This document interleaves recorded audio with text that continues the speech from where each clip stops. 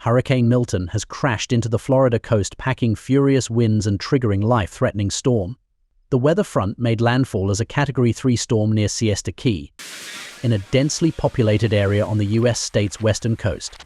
Extreme winds of up to 105 miles per hour were recorded on Wednesday night, according to the National Hurricane Center.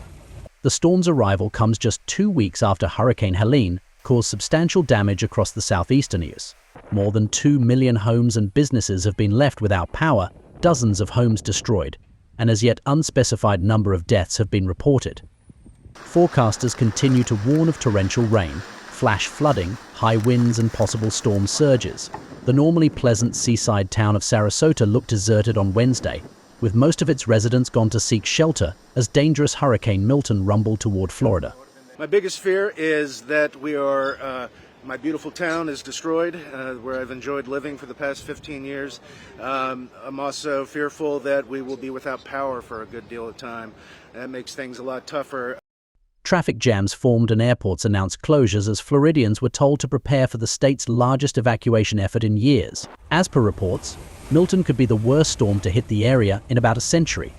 Meanwhile, United States President Joe Biden accused Donald Trump of unleashing an onslaught of lies over the government's response to Hurricanes Milton and Helene. Former President Trump has led the onslaught of lies. Assertions have been made that property is being confiscated. That's simply not true. They're saying people impacted by these storms will receive $750 in cash and no more. That's simply not true. They're saying the money is needed for this crisis is being diverted to migrants. What a ridiculous thing to say. It's not true.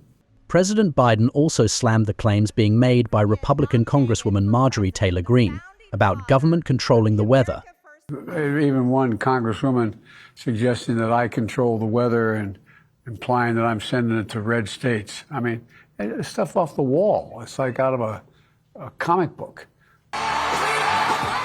Democratic presidential candidate Kamala Harris also echoed Biden's criticisms of Trump, saying the gamesmanship has to stop.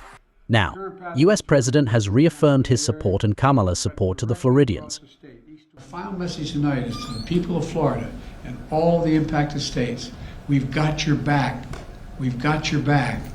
And Kamala and I will be there for as long as it takes to rescue, recover, and rebuild. Bureau Report, NewsX.